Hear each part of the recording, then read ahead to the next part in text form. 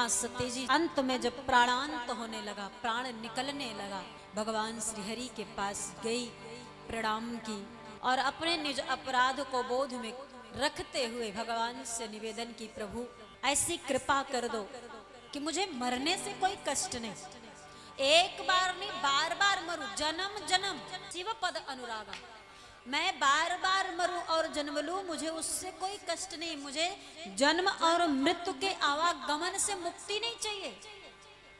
फिर चाहिए क्या? मुझे सिर्फ शिव का चरण चाहिए, शिव के चरणों की दासी बनी रहूं, अनुरागिनी बनी रहूं और कुछ भी नहीं चाहिए नाथ।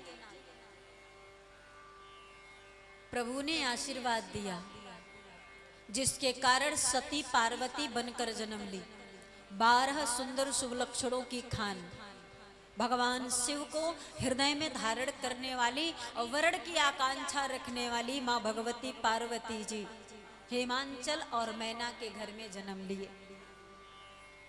नारद जी आए हैं, इनके भाग्य रेखा को देखे हैं, सब शुभ लक्षण से परिपूर्ण मैया शिव जी के बारे में भी बताए, जोगी जटिल काम मन नगन मंगल वेश,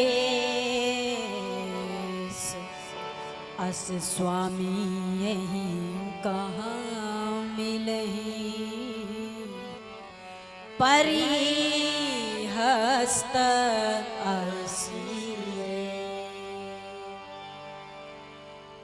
मैया के पति के बारे में बताते हैं, जोगी है, बैरागी है, सन्यासी है, नग्न अमंगल वेशभूषाधारी है, अकाम है, अगुण है, अमान है, मात पिता कुल खानदान का पता नहीं है, ऐसा पति नहीं मिलेगा, इनके हाथ की रेखाओं में उद्धृत है।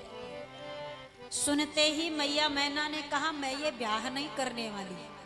पार्वती जी की माँ बोली कि नारद जी ऐसे वर से तो मैं ब्याह नहीं करूंगी, जिसके अंदर इतने अवगुण हो, ऐसे अवगुण वाले वर से मैं अपनी बिटिया नहीं ब्याहूंगी। बाबा जाओ घर बर कुल होई अनूपा, करिय विवाह सुताय अनुरूपा। जब घर बर कुल खानदान सुंदर होगा, बढ़िया होगा, हमारी बिटिया के अनुरूप होगा, तब जाकर हम विवाह करेंगे, नहीं तो हे मुनिश्रेष्ठ नारद जी, नत कन्या बर रहूं कुंवारी, कंत उमा मम प्राण, अन्यथा हमारी बेटी कुंवारी रह जाएगी, पूरे जीवन विवाह नहीं करूं। प्राणों से ज्यादा प्रेम करती हूं और अपने प्राण से ज्यादा कलेजे के टुकड़े को किसी के भी हाथ में नहीं ब्याह दूंगी। जब वर भी मेरी बिटिया की तरह सुंदर बढ़िया होगा तो ब्याहूंगी, नहीं तो नहीं ब्याहूंगी। बाबा ने कहा कि आपकी इच्छा, परंतु ये जान लीजिए, शंभु सहज समरथ भगवाना, यही विवाह सब विधि कल्याण। शिव जी भगवान जितने सामर्थ्यवान है, इस विवाह से हर प्रकार से कल्याण ही कल्याण है। मैया ने कहा, हम दुनिया के कल्याण को क्या करेंगे, हमें तो अपनी बिटिया का कल्याण चाहिए, इसलिए हम विवाह न करने वाले। नारद जी ने कहा, एक बात और समझ लीजिए, अगर आप अपनी बिटिया का विवाह जिस वर की बात मैं कर रहा हूं उससे नहीं करेंगी, तो इनके हाथ की रेखा में दूसरे वर का योग भी नहीं है, इनका और किसी से विवाह नहीं होगा, ये पूरे जीवन कुंवारी रह जाएंगी। ब्याह होगा तो सिर्फ शिव से, और वो भी इनको तपस्या करने के बाद मिलेंगे, अन्यथा ना मिलने वाले। नारद जी अपना काम किए, चल दिए।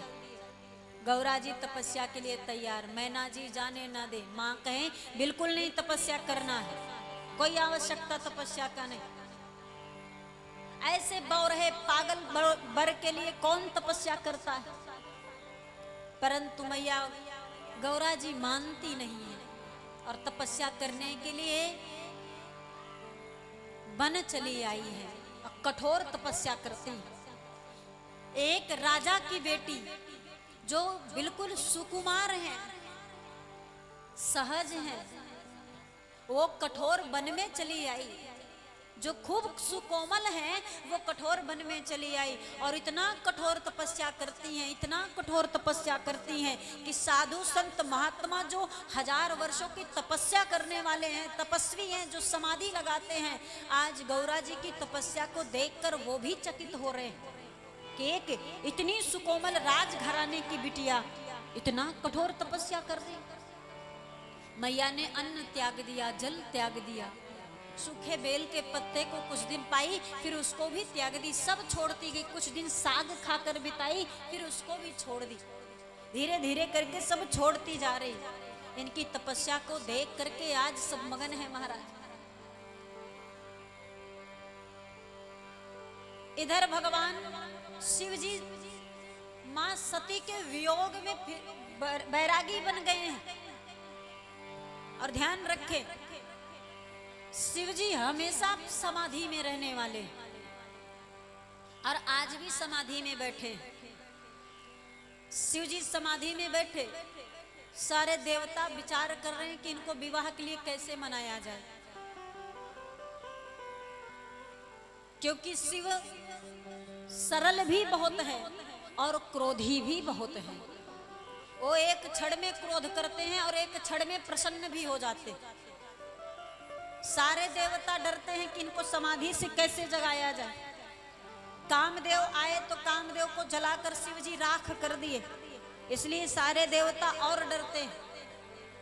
अब सारे देवता विचार किए कि एक उपाय है शिव जी को समाधि से जगाने का। समाधि से जगेंगे भी और हो सकता है विवाह के लिए भी मान जाए। तो सबने कहा कि उपाय बताइए। बोले उपाय राम जी। किसी और देवता के जाने पर शिव जी मानेंगे कि नहीं कोई पता नहीं, और क्रोध करके कहीं उस देवता पर क्रोध आ गया तो शिव जी उसे भस्म भी कर देंगे, लेकिन राम को भस्म नहीं करेंगे। क्यों?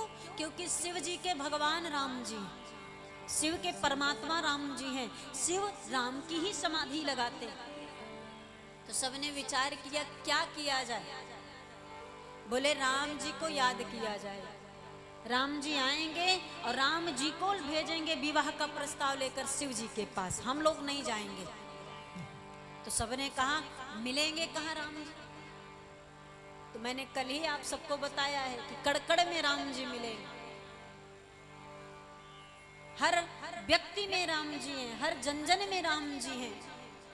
इस संसार के छोटे से छोटे अणु और बड़े से बड़े परमाणु में परमात्मा है, सब में है वो।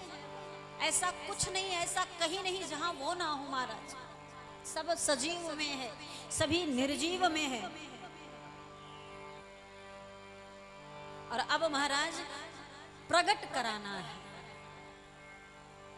है तो सर्वत्र वो, पर उसे प्रगटाने की क्षमता होनी चाहिए। जब तक आप प्रहलाद नहीं बनोगे तब तक वो खंभा फाड़ कर आएगा कैसे? वो तो तैयार है, हमेशा तैयार है कि कोई भक्त मुझे बुलाए मैं दौड़ कर आऊंगा, लेकिन आपको प्रहलाद बनना पड़ेगा। प्रहलाद जैसी भक्ति करनी पड़ेगी और एक बार प्रेम से अगर प्रहलाद की तरह भगवान को चिल्लाकर बुलाएं तो भगवान खंभा फाड़ कर प्रकट हो जाएंगे। उन्हें आने में विलंब नहीं लगेगा महाराज, वो तुरंत आएंगे। बस एक बार प्रहलाद तो बन जाओ।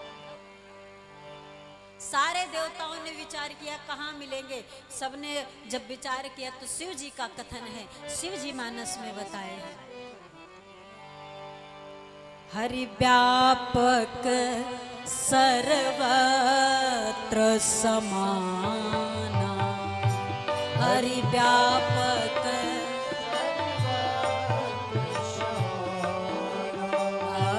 हरि व्यापक सर्वत्र समाना,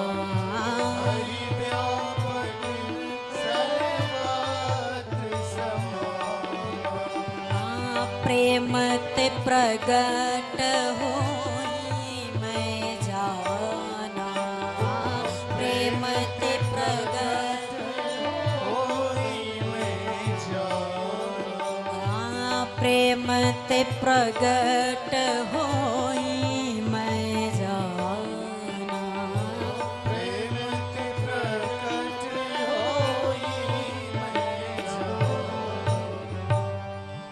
हरि व्यापक सर्वत्र समाना, एक संभाव में सभी जगह भगवान है, किंतु प्रेम ते प्रगट होई मैं जाना। जब तक आपको आपके पुकार में प्रेम नहीं होगा तब तक वो नहीं मिलेगा, अनुराग नहीं होगा तब तक वो नहीं आएगा, निष्ठा नहीं होगा, श्रद्धा नहीं होगी तब तक उसे आप प्रगटा नहीं सकते महाराज। और अगर प्रेम से बुला लिए तो वो प्रेम के पाले पड़ने के बाद सिंहासन छोड़कर भाग कर आता महाराज। वो बैकुंठ साकेत गोलोक धाम के वैभव को छोड़कर इस धरती पर पैदल नंगे पैर चलने को तैयार हो जाएगा। बस प्रेम से पुकारो तो सही उसे, एक बार प्रेम से बुलाओ। अवध का सिंहासन छोड़ के वन में भटकने का सामर्थ्य वो परमात्मा रखता है महाराज।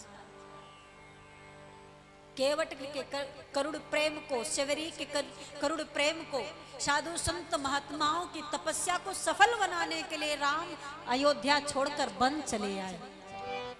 तो हमारे आपके लिए भी आएंगे, लेकिन उसके लिए उनके पावन नाम को प्रेम से परिपूर्ण करके पुकारना पड़ेगा तो ही आएंगे, अन्यथा नहीं आएंगे महाराज।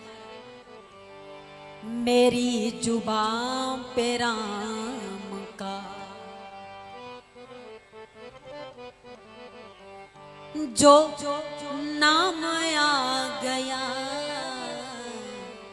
मेरी जुबान पे राम का, मेरी जुबान पे राम का जो नाम आ गया, मेरी जुबान पे राम का जो नाम आ गया। एक लम्हा जिंदगी का मेरे, एक क्षण ही राम, हमने कहा एक क्षण लगा तो एक क्षण ही राम को दिया हमने, पर बड़ा महत्वपूर्ण है, भाव से सब गाए। एक लम्हा जिंदगी का मेरे काम आ गया, एक लम्हा जिंदगी का मेरे काम आ गया, एक लम्हा जिंदगी का मेरे काम आ गया, एक लम्हा जिंदगी का काम आ गया, मेरी जुबां पे राम का जो नाम आ गया, मेरी जुबां पे राम का नाम आ गया, मेरी जुबां पे राम का। हरि बोल।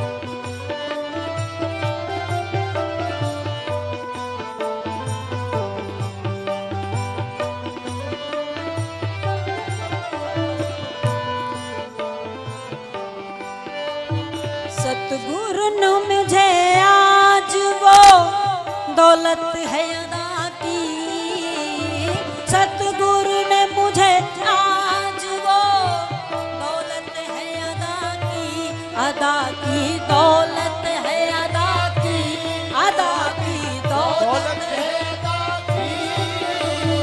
सतगुरु ने मुझे आज वो दौलत है अदा की, सतगुरु ने मुझे आज वो दौलत है अदा की, अदा की दौलत है अदा की, अदा की दौलत दौलत है अदा की। लाखों जन्म के पाप का, लाखों जन्म के पाप भाव से लाखों जन्म के पाप का, लाखों जन्म के पाप का अंजाम आ गया। लाखों जन्म के पाप का अंजाम आ गया। लाखों जन्म के पाप का अंजाम आ गया। मेरी जुबा पे राम का जो नाम आ गया। मेरी जुबा पे राम का जो नाम आ गया। मेरी जुबा हरि बोल।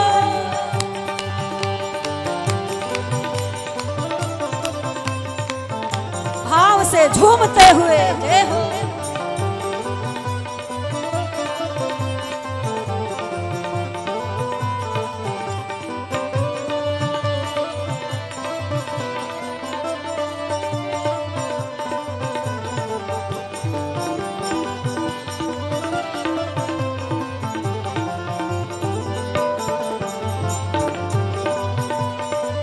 हरि बोल।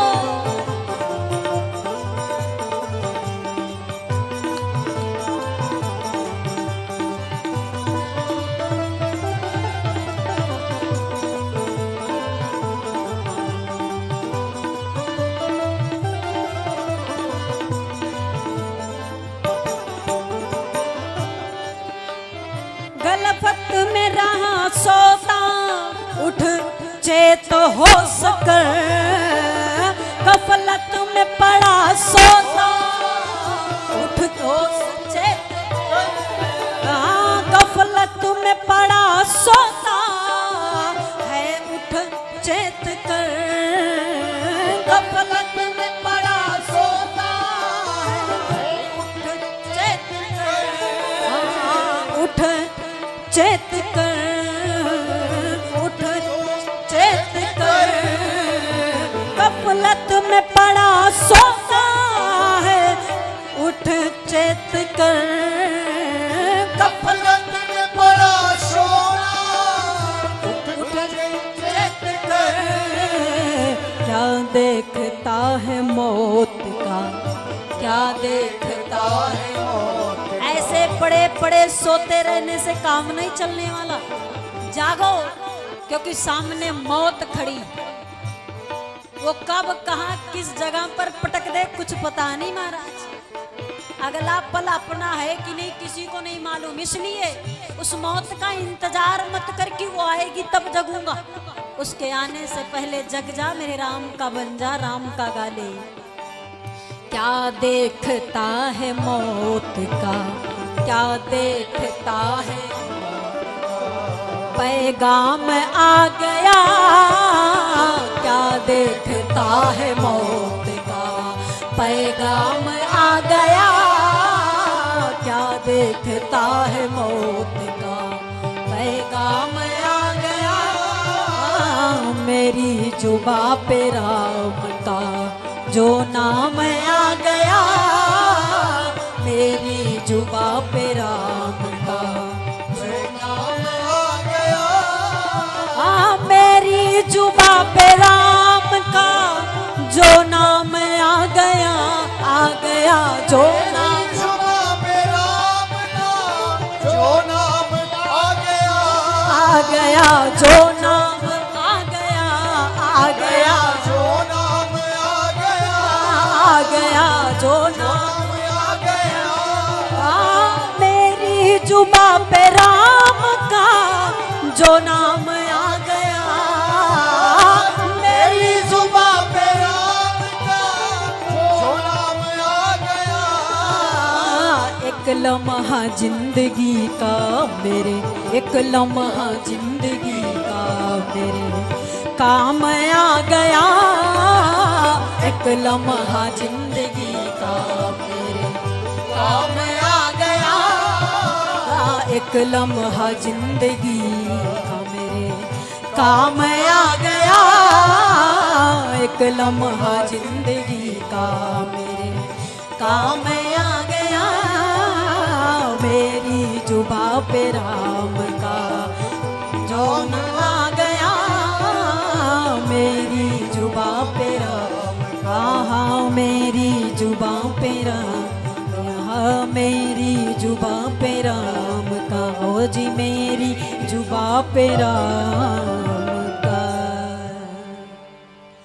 जो नाम आ गया, एक लम्हा जिंदगी का मेरे काम आ गया, मेरी जुबां पे राम का। प्रेम से बोलिए भक्त वत्सल भगवान की, राघव सरकार की। महाराज बड़ी कृपा है, आप आकर बैठे हो ना, और बैठ करके इस सत्संग में, इस भजन में जो झूम रहे हो, ये उसकी बड़ी कृपा है। ये सबको नहीं मिलता। जा पर कृपा राम के होई, ता पर कृपा करें सबको। जब तक राम जी की कृपा नहीं होगी, यहां बैठ नहीं सकते आप, यहां आ नहीं सकते। तैयारी घर पर रोज कर लेंगे, बढ़िया तैयारी कि आज कथा में जाना है, समय से जाना है, बैठना, कथा सुननी है, भाव से सुननी, पूरी तैयारी कर लोगे आप। लेकिन अगर इसकी इच्छा नहीं है तो आप तैयारी करके भी नहीं आ सकते, चाहोगे फिर भी नहीं आ सकते हो। जब जीवन का पुण्य उदित होता है तब यह सुअवसर प्राप्त होता है कथा पंडाल में बैठकर कथा सुनने का महाराज, अन्यथा मिलता नहीं है। कितने तैयारी बना रहे होंगे कि कथा में जाना है, कथा हो रही, कथा हो रही। गलत कह रहे हैं जैन भैया? कितने रोज तैयारी करते होंगे, लेकिन आ पा रहे हैं? यहां वही आ सकता है जिसको ये बुलाता है। यहां बैठकर कथा को सुनकर मस्ती में वही झूम सकता है जिस पर ये कृपा करेगा, अन्यथा नहीं मिलने वाला है। सारे देवताओं ने मिलकर भगवान को याद किया, भगवान आए, सारी घटना भगवान को बताई। भगवान शिव जी के पास गए और शिव जी से कहते हैं, भगवान क्या आप हमसे कितना प्रेम करते हो? शिव जी बोले कि प्रभु ये भी कोई प्रश्न है? अरे आपसे ज्यादा प्रेम हम किसी को करते ही नहीं, बल्कि ऐसा समझ लीजिए कि आप से ही प्रेम करते और किसी से नहीं करते। आपके अलावा हमारे जीवन में कोई नहीं है। तो राम जी बोले हम जो कहेंगे मान जाओगे? शिव जी बोले संशय है, आप आज्ञा दीजिए, हम तैयार हैं।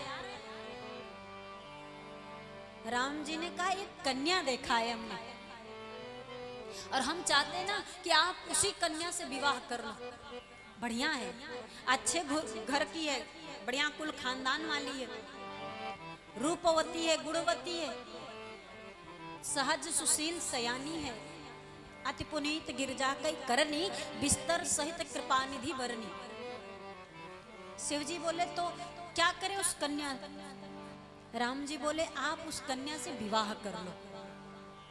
शिव जी बोले राम जी मैं ठहरा बैरागी, और एक बैरागी विवाह करे ये शोभा नहीं देता है। राम जी बोले बस हो गया, इतना ही प्रेम हमसे करते हो?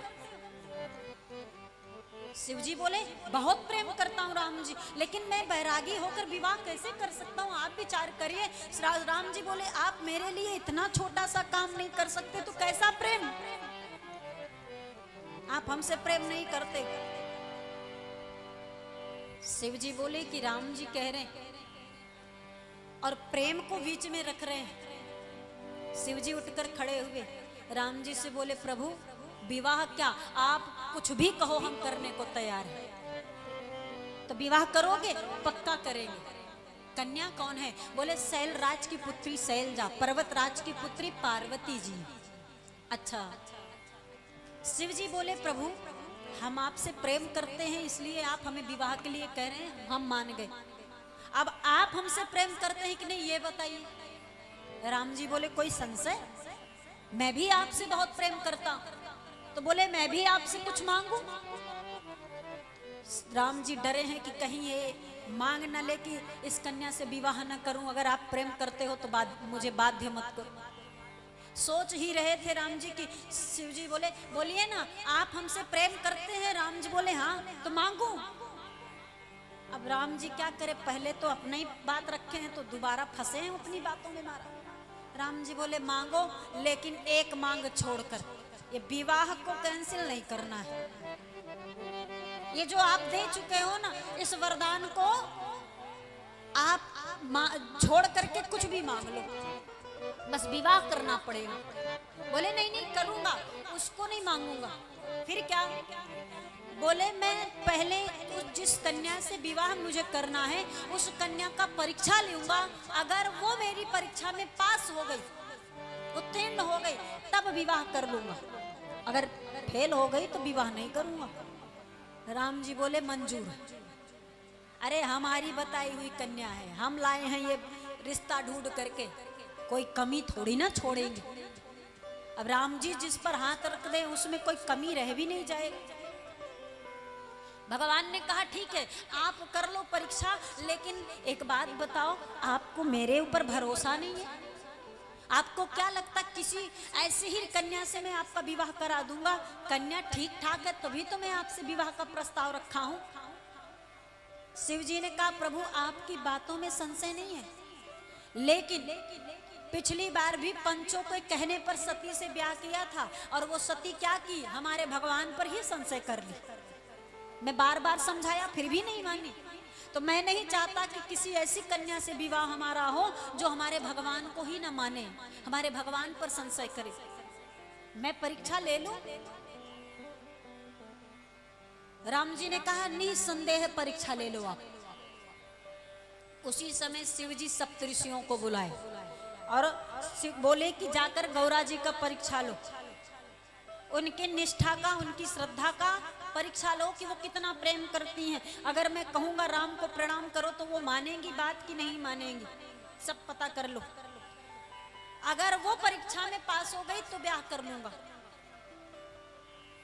तो राम जी बोले परीक्षा में पास हो जाएंगी ये मेरा विश्वास है। और सप्तऋषि अगर वो परीक्षा में पास हो गई तो खाली हाथ मत लौटना, उसी समय लग्न पत्रिका तैयार करके लेके आना, विवाह की तारीख सब तय कर देना। सप्तऋषि चले और पहुंचे गौरा जी के पास। गौरा जी तपस्या में बैठी।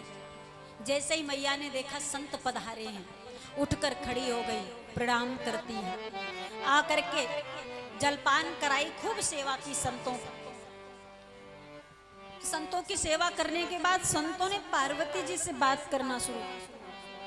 पार्वती जी से बोले कि आप ये तपस्या किस लिए कर रही हैं?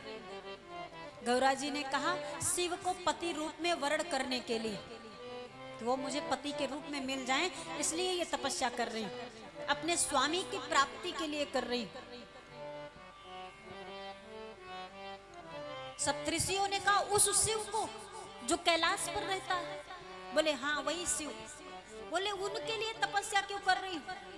आप इतनी सुंदर हो, सुशील हो, सहज सयानी हो और ऐसे अवघड़दानी के लिए तपस्या कर रही हो जो न देखने में सुंदर है, न वस्त्र पहनने का ढंग है, न जीवन जीने का ढंग, कुछ भी नहीं आता जाता, बिल्कुल अच्छा नहीं लगता, आप उसके लिए तपस्या कर रही हो?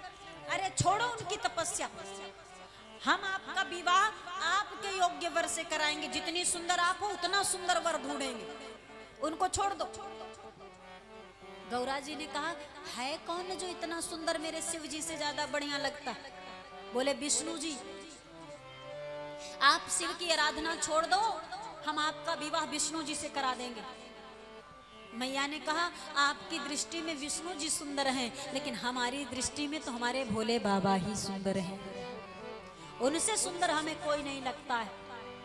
उनका जो स्वरूप है जिसे आप कह रहे हो कि बिल्कुल अच्छा नहीं लगता, वो वही स्वरूप तो मेरे मन को ऐसा भाता है कि मैं बस उन्हीं का उन्हीं को भजती रहती हूँ, उन्हीं को अपने हृदय में धारण करके रखती हूँ। मुझे उनके गले का सर्पहार बहुत अच्छा लगता है, उनका बाघंबर बहुत अच्छा लगता है, उनका डमरू बहुत अच्छा लगता है, उनका त्रिनेत्र बहुत अच्छा लगता है। मुझे वही पसंद है।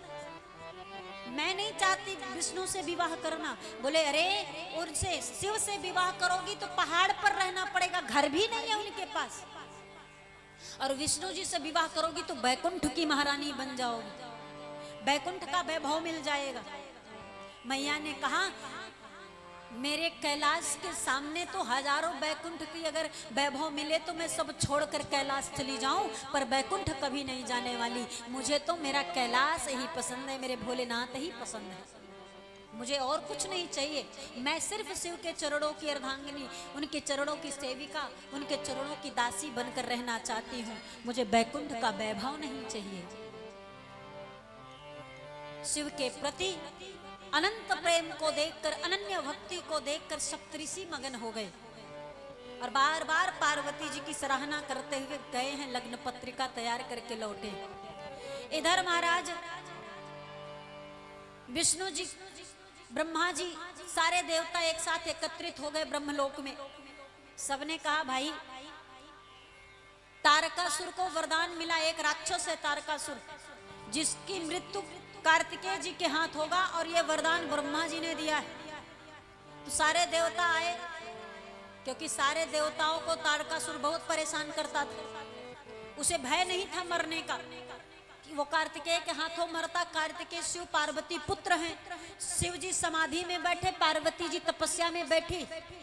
कार्तिकेय का आता पता नहीं, लग ही नहीं रहा कि इनका विवाह होगा, और विवाह नहीं होगा तो कार्तिकेय का जन्म नहीं होगा। इसलिए तारकासुर बिना डर के उत्पात मचाता है कि हम मरेंगे तो है ही नहीं, मुझे कोई मार नहीं सकता।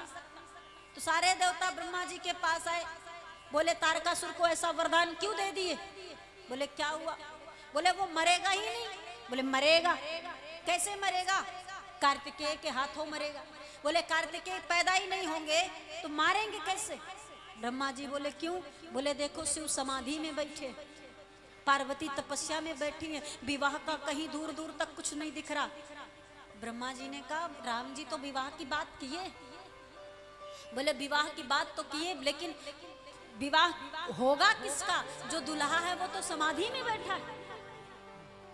भाई हमारे आपके यहाँ जब विवाह तय कर दिया जाता है, तारीख रख दी जाती है विवाह का, तो उसके बाद ढेर सारी तैयारियां घर में शुरू होने लगती। तब कोई हाथ पे हाथ रख के नहीं बैठता कि अभी बहुत दिन है चलो बैठो हो जाएगी व्यवस्था, ऐसा नहीं रहता। 6 महीने बाद की तारीख है लेकिन तैयारी शुरू हो जाती। घर को सुंदर बनाना है, उसका भी डेंटिंग पेंटिंग सब कुछ, हाँ शॉपिंग भी करना है।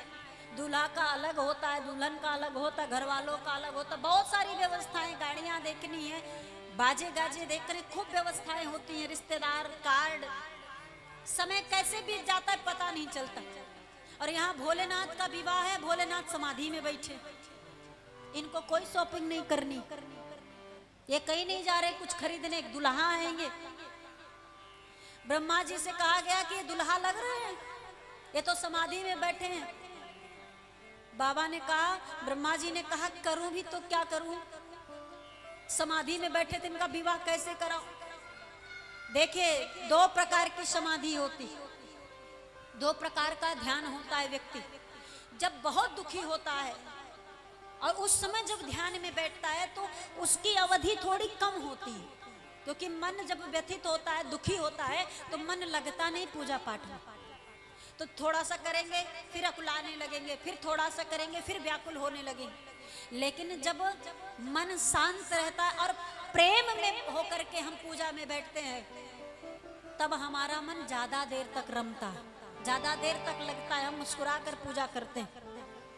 शिव जी सती के वियोग में सब जब गए थे समाधि में तो 87,000 वर्ष और हजारों वर्षों की समाधि लगी थी। अब की बार तो पार्वती के प्रेम प्रसंग को सुनकर समाधि लगी।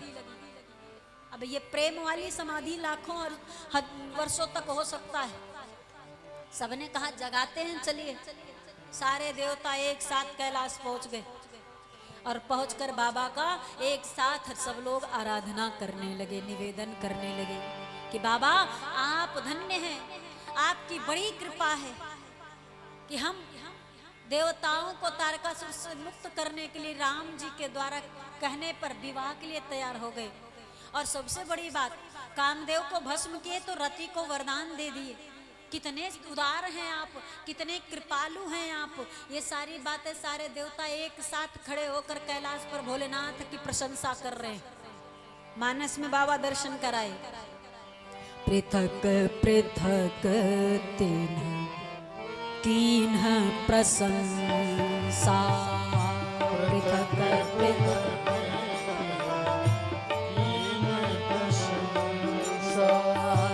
पृथक पृथक तिन्ह कीन्ह प्रशंसा, पृथक पृथक कीन्ह प्रशंसा।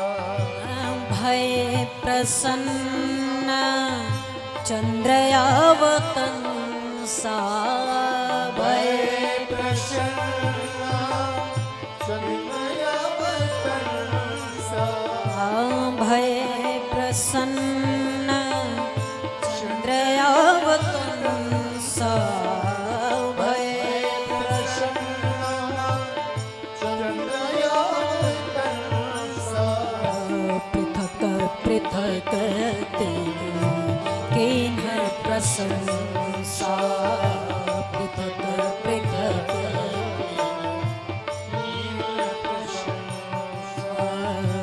पृथक पृथक तिन्ह कीन्ह प्रशंसा।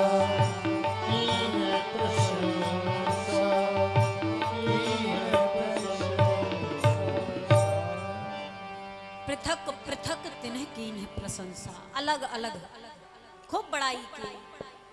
बाबा नेत्र खोले, बाबा से सबने निवेदन किया, बाबा हम सारे देवता एक साथ कैलाश पर पधारे हैं। बाबा ने कहा देख रहा हूं, ये एक साथ क्यों आए हो? एक देवता आए समझ में आए, दो आए समझ में, सारे देवता एक साथ, कारण क्या है? अब सारे देवता अभी भी डर रहे कि अगर हम कह दे विवाह के लिए तो कहीं बाबा क्रोध करके भस्म न कर दे। तो सबने क्या किया, एक साथ ब्रह्मा जी को धीरे से आगे कर दिए कि आप बोलिए। ब्रह्मा जी बोले बलि का बकरा मुझे बना दिए, शिव जी नाराज होंगे तो हम ही को जलाएंगे। तो सबने कहा आप ही सर्वश्रेष्ठ हो, आयु में भी पद में भी, तो आप ही आगे रहिए तो ज्यादा ठीक रहेगा। ब्रह्मा जी ने कहा हमको फंसाए हो ना तो हम तुम सबको फंसाएंगे। और ब्रह्मा जी क्या किए, शिव जी बोले बताइए ब्रह्मदेव कारण क्या है आने का। तो ब्रह्मा जी ने सबको दिखाते हुए कि जितने आए हैं महाराज, मैं अकेला नहीं, ये जितने आए हैं सकल सुरन के हृदय यस शंकर परम उछाल, निज नयनन देखा चाहूं नाथ तुम्हार विवाह। ये सारे देवताओं की अभिलाषा मैं आपको बताता हूं कि अपने आंखों से आपका विवाह देखना चाहते हैं। यह उत्सव देखिए भरी लोचन सोई कछु करो मदन मद मोचन। ये भरनेत्र आपके विवाह उत्सव का दर्शन करना चाहते हैं, कृपा करके इन्हें दर्शन करा दीजिए। सारे देवता बोले हमने ब्रह्मा जी को आगे किया, ब्रह्मा जी हम सारे देवताओं को लपेट लिए कि भस्म होंगे तो अकेले नहीं, सबके सब एक साथ होगा, जो होगा सबके साथ होगा। लेकिन शिव जी बोले कोई बात नहीं, राम जी विवाह के लिए कह दिए, परीक्षा भी ले लिया हूँ तो इनको निराश क्यों करूं। बाबा ने कहा भाई तैयारी कर लो, हम तैयार हैं विवाह के लिए। सब प्रसन्न हो गए, सबने कहा तैयारी की जाए, बोले बिल्कुल की जाए। अब सब तैयार होने लगे। अब देखो महाराज विवाह शिव जी का है, दुल्हा शिव जी बनेंगे और तैयार सब अपने अपने हो रहे, शिव जी से मतलब नहीं, सब अपनी तैयारी में लग गए। दुल्हा से किसी कोई लेना देना नहीं, नाना वाहन नाना वेशा, अपने अपने वाहन को सजाने लगे और स्वयं को भी सजाने लगे। नया नया वस्त्र निकाले, नया नया आभूषण निकाले और जिनके जो वाहन थे बोले भाई चकाचक इनको भी स्नान कराओ, बढ़िया बढ़िया कपड़े पहनाओ, आभूषण पहनाओ। हंसारूढ़ होते हैं ब्रह्मा जी, तो उनके हंस को सुंदर सजाया गया। गरुड़ पर विष्णु जी चलते हैं तो उनके गरुड़ को सुंदर सजाया गया। मगरमच्छ पर वरुण जी चलते हैं, उनके मगरमच्छ को सुंदर सजाया गया। बकरे पर अग्निदेव चलते हैं, उनके बकरे को सुंदर सजाया गया। सब अपने अपने वाहन को सजा रहे बढ़िया, सबसे बढ़िया हमारा ही लगे ये सब सोच रहे। और एकमात्र ऐसे देवता शिव जी हैं जिनके विवाह में यमराज भी गए थे। आपके यहाँ किसी के विवाह में गए नहीं, लेकिन शिव जी के विवाह में यमराज भी गए। और यमराज किससे चलते हैं आपको पता है? यमराज किस पे बैठते हैं? हाँ, और उसका रंग खूब नहलाए। यमराज अपने सेवकों से बोले इसको खूब नहलाओ, कम से कम आज तो तनी साफ सुथरा दिखाई दे, भाई बारात में जाना है। खूब बढ़िया नहला धुला कर तैयार करके लाकर खड़ा किया गया। जो पैदा काला हुआ उसे गोरा कर दो। और लाए जब खड़ा किए तो किसके बगल जानते हैं? इंद्रदेव किस पर चलते हैं जानते हैं? ऐरावत हाथी पर। ऐरावत हाथी समुद्र मंथन से निकला और इसका रंग सफेद है, बिल्कुल एकदम दूध जैसा सफेद। अब वो पहले से भी बहुत सुंदर है, ऐरावत हाथी पहले से बहुत सुंदर है और अभी तो सजा दिए गए और सुंदर लगने लगे। अब सुंदर सफेद रंग के हाथी के पास काले रंग के भैंस को लाकर खड़ा कर दिया और भैंसा बगल खड़ा। अब सफेद हाथी के बगल खड़ा हुआ इस और काला दिखे। यमराज बोले कुछ कम अच्छा लग रहा है, इसको फिर से ले चलो नहलाओ। जब तक दुल्हा तैयार ना हो, बारात ना तैयार हो, तब तक इसको नहलाओ। और जितने बढ़िया बढ़िया साबुन चले महाराज, वो आता ना टेलीविजन में ऐड दिखाई देता, प्रचार आता है, ये साबुन लगाओ तो गोरे हो जाओगे, ये साबुन लगाओ तो गोरे हो जाओगे। बोले सब लगा डालो, जितने प्रकार के साबुन होते सब लगाओ इसको, कुल मिला के कैसे भी करके एक दिन के लिए सुंदर बना दो। लेकिन महाराज भैंसा कैसे सुंदर बन सकता है? वो तो जैसा है वैसा ही रहेगा। लाकर फिर खड़ा किए नहला नहला के। फिर यमराज देखे तो कहे ना कोई परिवर्तन नहीं आया, कैसे तुम लोग नहला रहे? गढ़ों ने कहा, यमराज के सेवकों ने कहा महाराज जो पैदे करिया हुआ है इसको कहां से गोरा कर दे? तो बोले क्या किया जाए इसको, इसके रंगों को कैसे छिपाया जाए? बोले बढ़िया सा खूब बढ़िया सुंदर चमकने वाला कपड़ा उड़ा दो, ये दिखबे न करे कैसा है। पूरा ऊपर से नीचे तक कपड़े से ढक दो, आंखें खोल के रखो बस। अब ढक दिया गया, चमकता हुआ कपड़ा उड़ा दिया गया, लाकर खड़ा किया। अब ठीक लग रहा।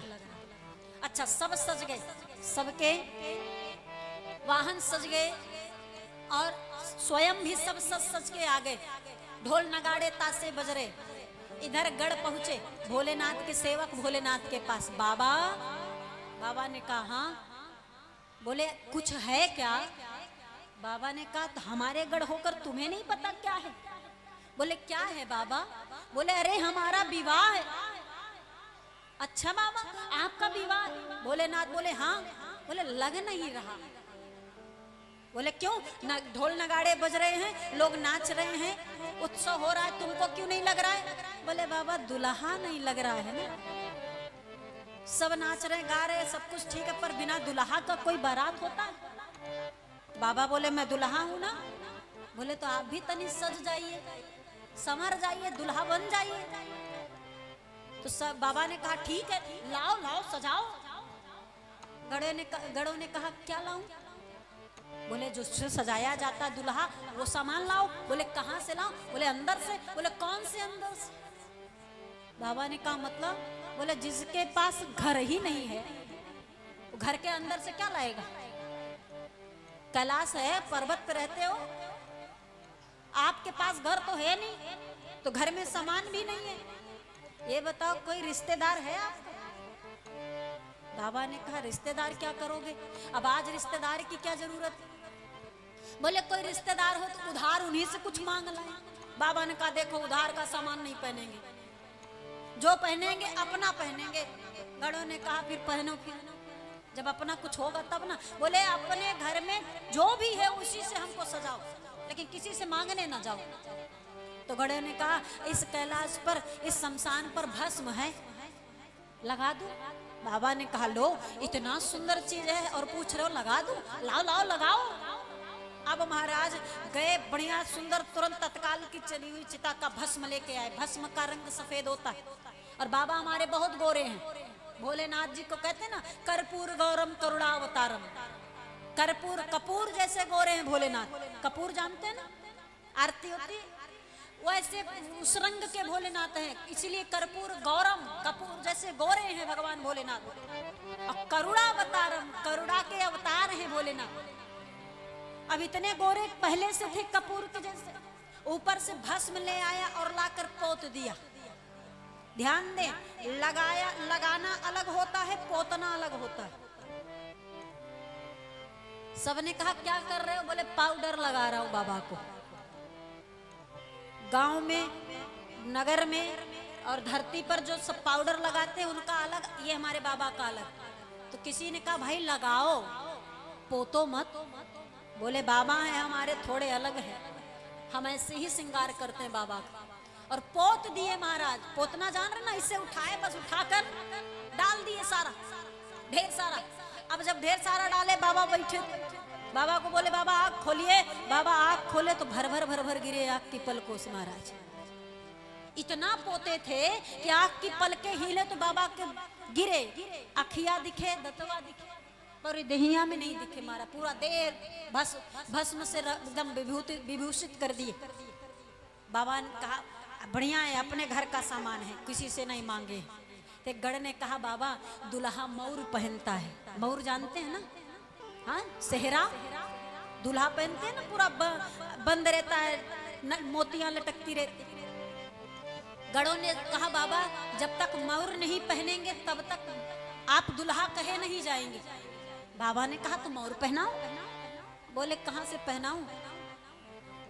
अगर किसी से आपका संबंध होता तो एक सोने का मुकुट ही मांग लेते, उसी में हम व्यवस्था कर लेते, बना लेते। बाबा ने कहा सोने का मुकुट, बाप रे बाप, सोने का मुकुट पहनूंगा तो मुझे अहंकार होगा कि मैं सोने का पहना, और कोई देखेगा उसके पास नहीं रहेगा तो उसे ईर्ष्या होगी, देखो इसके पास सोने का मुकुट मेरे पास नहीं है, कष्ट होगा, ईर्ष्या होगा। ऐसी वस्तु क्यों पहनना कि हमको अहंकार हो, सामने वाले को कष्ट और ईर्ष्या हो। फिर ऐसा कोई मौर पहनाओ कि हमको अहंकार ना हो और सामने वाले को कष्ट भी ना हो। और दूसरी बात, ये मौर पहन लूंगा, विवाह हो जाएगा, उसके बाद इस मौर का क्या किया जाता है, इस सेहरे का क्या होता है? गढ़ कहते हैं पता नहीं क्या होता है, उतार के कौन कहाँ फेंक दिया, कुछ पता नहीं, किसी के ब्याह का पता नहीं चलता मौर का हुआ। बाबा ने कहा भला बताओ, जिसको एक बार मैं सिर पर धारण कर लूंगा तो उसके बाद उतार कर फेंकूं, ये मेरा स्वभाव नहीं है। फिर कुछ ऐसी व्यवस्था करो कि मैं धारण कर लूं तो उतारना ना पड़े, पूरे जीवन पहने रहूं।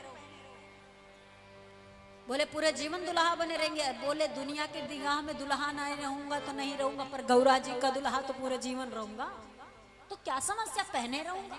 तो सबने कहा कहां से लाए? बोले बाबा व्यवस्था करो। गढ़ क्या किए, व्यवस्था किए। गए महाराज, ढेर सारे सपोले पकड़ कर लाए। सपोला जान रहे ना, सांप के छोटे छोटे बच्चे, इतने बड़े बड़े, पतले पतले, और रंग बिरंगे, नीले पीले काले, हर प्रकार के 100-200 सपोले पकड़। बाबा के बालूछ जो है वो मुंह पे लटके, बढ़िया मुख फैलाए खड़े सारे सर्प। एक अही नामक सर्प जो सबसे बड़ा, उसको भी लगा दिए। अब आंखें चमचम चम। बाबा ने कहा ये मौर बढ़िया है, इस मौर से मुझे अहंकार नहीं होगा और सामने वाले को कष्ट नहीं होगा। जिसको अच्छा लगे वो भी अपना केस बढ़ाए और बढ़िया जूड़ा बांध ले। बोलो जय सिया राम। जिनको मेरी मौर पसंद आ जाए, नोटों की माला पहनते, नोटों का हार पहनते। बाबा ने कहा भाई हम गरीब, हमारे नोटों का हार कहाँ? बाबा बोले अपने यहाँ जो है वही पहनाओ, मांगने वाली व्यवस्था नहीं करनी। तो एक गया दौड़ा दौड़ा 32 नरम, गले में नरमुंड पहन लिया। कौन दुल्हा पहन के गया ससुरारी आज तक मार जाए ब्याह करने? बाबा एक गढ़ ने कहा थोड़ा गड़बड़, बोले क्या बाबा, कैलाश पर रहते हो चाहे जैसे रह लो, ससुरारी जा रहे हो, कम से कम एक वस्त्र तो होना चाहिए, बाघंबर पहना दो। बाबा उसी बाघंबर पर बैठते हैं और वही बाघंबर उठाकर गढ़ ने कमर में पहना दिया, और कमर में पहनाया। बाघंबर में डोरी नहीं कि बांध दी जाए, जैसे छोड़े गिर पड़े। वो एक ने कहा रुकिए रुकिए, एक आभूषण भी बचा है और वो आभूषण के साथ ये बाघंबर भी रुक जाएगा। बोले क्या? बोले कमर की करधनी। करधनी जानते हैं, माताएं कमर में पहनती है, नहीं पता? पता? तब ठीक। तो महाराज एक लंबा सा सांप लेकर के आया गढ़, और बाबा का बाघंबर पकड़कर उस लंबे सांप को डबल करके लपेट दिया कि देखो दुनिया इधर से उधर हो जाए पर तुम हिलना मत यहां से। दुनिया इधर उधर हो जाए, धरती गिर पलट जाए, आसमान गिर जाए, पर तुम मत भागना कहीं। अब वो भी बधा बैठा कि ठीक है भैया, हम तो एक हफ्ते से डांस की प्रैक्टिस कर रहा था, बाबा के ब्याह में नाचूंगा, ऐसा बाधा कि मैं हिल भी नहीं सकता। भाई हमारे आपके यहाँ जब ब्याह होता है तो हम आप भी तैयारी करते हैं ना, माताएं नाचना सीखती है ना कि हाँ भाई मेहंदी पर नाचेंगे, हल्दी पर नाचेंगे, ब्याह में नाचेंगे। तो बाबा के ब्याह में वो सर्प भी तैयारी किया था, बढ़िया ट्रेनर से जाके ट्रेनिंग ले रहा था वो कि हम भी नाचेंगे बाबा के ब्याह में।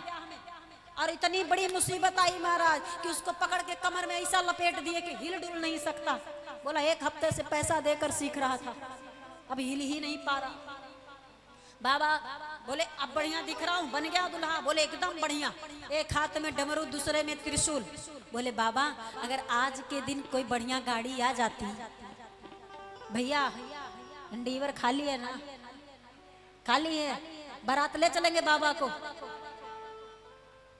अगर एक दिन के लिए दे देते तो ठीक, बाबा हमारे बारात जाएंगे, दुल्हा है। बाबा सुने कि भाई हमारे लिए इंडीवर मंगा रहे, तो बाबा बोले अरे हटो भाई, आज देंगे कल ले लेंगे, ले लेंगे तो क्या फायदा। तो बाबा ने क्या किया कि हमको नहीं चाहिए, हमारा बुढ़वा बैल ही ठीक, हम इसी पर बैठ कर जाएंगे, जो पूरे जीवन जिस पर बैठ कर चले। सजाओ हमारे नंदी को सुंदर। नंदी भी बढ़िया मुस्कुराए कि बाबा हमें आप तो किए। हाँ बड़की गाड़ी मिलती, छोटकी भुला जाते हैं लोग, नहीं मिलती पुरानी भूल जाती। लेकिन यहाँ तो बाबा अपनी आली ही पकड़े बैठे कि मंगनी नहीं चाहिए, देना है तो एकदम से दे दो, लेकिन ऐसे दे कर ले लो वो नहीं चाहिए। अब महाराज बढ़िया सुंदर नंदी को सजा कर लाया गया, बाबा बैठे। और बैठे कैसे जानते हैं? रोज बैठते थे तो नंदी के मुख की तरफ मुख करके बैठते थे, आज बैठे तो नंदी की पूंछ की तरफ मुंह करके बैठ गए, उल्टा। नंदी आगे की तरफ मुंह किया तो बाबा पीछे की तरफ बैठे मुंह करके। और बाहर निकले, देखे सब नाच रहे थे, सबने बाबा को देखा, बोले ये दुल्हा जा रहा है। इनको देखकर एक बाराती न टिकने वाले, एक घराती ना, कौन बिटिया ब्याह करेगी, ऐसे दूल्हा कहीं होता है। सबने कहा चुपचाप लेकर चलो, नहीं तो ये भी नहीं मिलेगा। नाराज हो गए तो लौट जाएंगे, तो जो जा रहे वो भी ना मिलेगा तो ब्याह किसका कराओगे। सबने कहा ठीक है चलो। अब चल पड़ी बारात, सब नाचते गाते हुए शिव जी का बारात लेकर चल पड़े। बारात जा रही है, आनंद हो रहा है, सब नाच रहे हैं, गा रहे हैं और उत्सव मनाया जा रहा है। इतने में महाराज किसी ने बाबा से पूछा कि बाबा उल्टा काहे बैठे हो, सीधा बैठ जाते तो कोई समस्या थी क्या? बाबा ने कहा उल्टा इसलिए बैठा हूं क्योंकि हमारे सनातन वैदिक धर्म में बैल को, नंदी बैल हैं, बैल को धर्म का सूचक माना जाता है और भोलेनाथ विश्वास के प्रतीक है और माँ गौरा जी श्रद्धा की प्रतीक है। श्रद्धा से विश्वास धर्म पर आरूढ़ होकर मिलने जा रहा है। और बाबा ने कहा मेरे पीछे, क्योंकि मैं दुल्हा हूं तो मैं सबसे आगे चलूंगा, दुल्हा की गाड़ी सबसे आगे होती, बाराती पीछे, तो बाराती में विष्णु जी भी है और विष्णु जी मेरे पीछे चल रहे हैं। अगर मैं सामने की तरफ मुख कर लिया तो मेरी पीठ विष्णु जी की तरफ हो जाएगी। धर्म पर बैठकर भगवान की तरफ पीठ कर लूं सांसारिक जीवन में प्रवेश कर रहा हूँ और भगवान की तरफ पीठ करके प्रवेश करूंगा तो सांसारिक जीवन कभी सुखमय नहीं होगा। धर्म को मानते हुए, भगवान को धारण करते हुए हम विवाह के पावन बंधन में बंधने जा रहे हैं। इसलिए हम उल्टा बैठे हैं ताकि भगवान सन्मुख हो, सामने हो।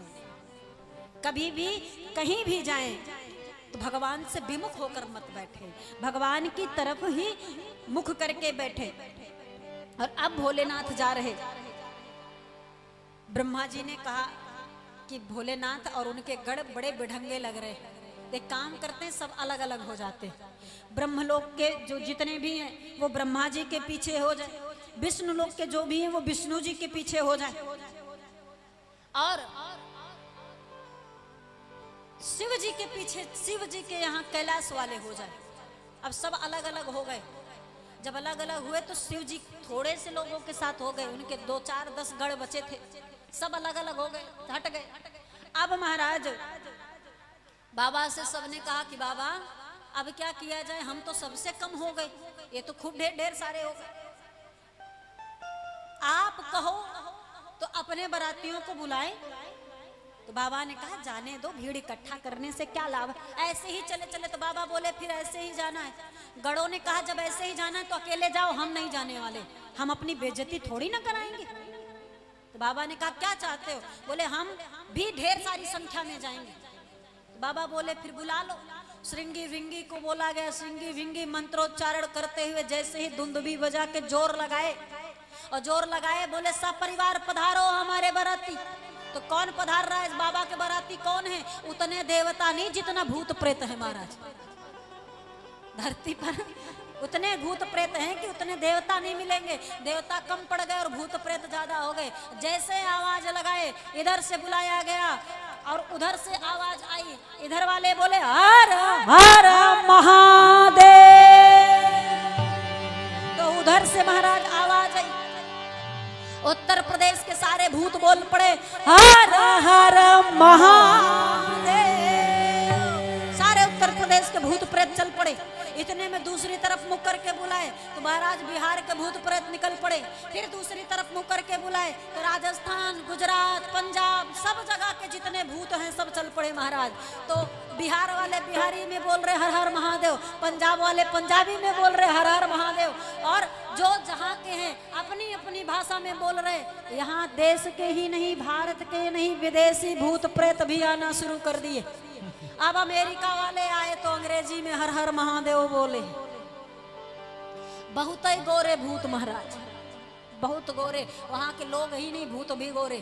तो इधर वेस्ट इंडीज आए तो करिया करिया सब, हर प्रकार के भूत प्रेत पत्नी बच्चे समेत पधारे। और दिजर देखो बस बाबा के ही बाराती दिख रहे, सब खत्म, सिर्फ बाबा के। और गोस्वामी तुलसीदास जी मानस में दर्शन कराने लगे, कितने बाराती और कैसे कैसे बाराती है। बाबा कहते हैं अरे नाना वाहन नाना बेशा, नाना वाहन नाना, बिह से शिव समाज निज देखा, बिह से शिव समाज निज देखा। को मुखहीन विपुल मुख काऊ, को मुखहीन ओ बिनु पद कर को बहुपद बाहु, बिनु पद कर विपुल नयन को नयन विहीना, विपुल नयन को हर हर महादेव। इष्ट पुष्ट को अति तन कीना, इष्ट पुष्ट को तन कीन को अतीत पावन को अपावन गति धरे भूषण कराल काल सब कर सद सोनित तन भरे कर स्वान सुर श्राल मुख गण वेश अगिनत कोगन बहुजना सप्रेत पिशाच जोगी जमात वर्णत नहीं बने, जमात वर्णत नहीं बने। जस दूल्हा तस बनी बराता, कौतुक विविध हो ही मग जाता। हाँ यहाँ हिमाचल रचो बिताना, अति विचित्र नहीं जाई बखाना। नगर निकट बरात सुनिया,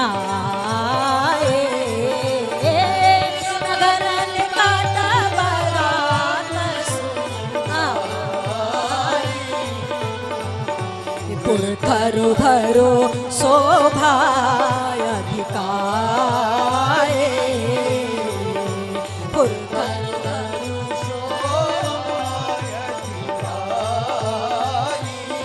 नाचते गाते विभिन्न प्रकार के बारातियों को लेकर बाबा पहुंचे हैं। और इधर नगर सुंदर सजाया गया है, बाराती आए हैं, ढोल नगाड़े तासे बज रहे, नाच गा रहे हैं और बढ़िया पटाखे फूट रहे। घराती आए, कुछ तो डर के मारे भग गए, कुछ रुके और बढ़िया खिलाए पिलाए व्यवस्था की। बाबा द्वार पर आए परछन होने को। सुंदर भाव है मन में कि दुल्हा बहुत निक होगा, बहुत अच्छा होगा। ये सासू माँ सोच रही, गौरा जी की माता जी मन में सोच रही कि बहुत सुंदर दुल्हा हमारा आ रहा होगा, अभी सोने की थाल लेकर परछन करेंगी। ये भाव माँ मैया मन में बार बार विचार कर रही हैं।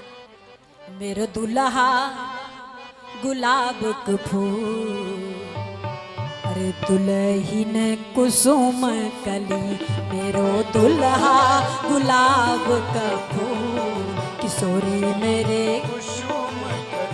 मेरो पहुना गुलाब का फूल, गौरा मेरी कुसुम कली, मेरो बोला किशोरी मोरे। ये भाव मन में है कि मेरा जो दुल्हा आ रहा है वो गुलाब के फूल जैसा होगा। और गौरा जी तो सुंदर है ही है। इतने में द्वार पर महाराज दुल्हा आया, दुल्हा देखते तो गुलाब का फूल मुरझा गया। ऐसा दुल्हा, हाथ से थाल छूटा, बोली ब्याह नहीं करूंगी। बड़ी अर्चने आई, नारद जी समझाए, सप्तऋषि समझाए, तब जाकर माता ब्याह के लिए तैयार हुई। और उसके बाद ला करके मंडप में दुल्हा दुल्हन विराजमान किए गए और भाव के साथ विवाह उत्सव आरंभ हुआ। और वेद मंत्र का उच्चारण हो रहा, पग फेरे, भगवान का सिंदूर दान हो रहा, पानी ग्रहण हो रहा। बाबा कहते हैं पानी ग्रहण जब कीन महेशा, पानी ग्रहण जब कीन महेशा, हर से तब सकल सुरेशा, हर से तब शरण सुरेशा, हर से तब सकल सुरेशा, हर से तब शरण सुरेशा। भोला मेरो भोला गुलाब का फूल, गौरा मेरे कुसुम कली, मेरो भोला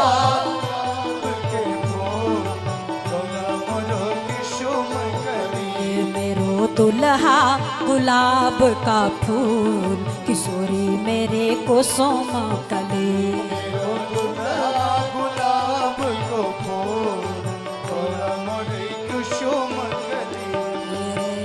वेद मंत्र मुनि बर उच्चरहि, वेद मंत्र मुनि बर उच्चरहि, जय जय जय शंकर सुर करहि, जय जय जय शंकर सुर करहि, शिव शंकर गुलाब का फूल, गौरा मेरे कुसुम कली, शिव शंकर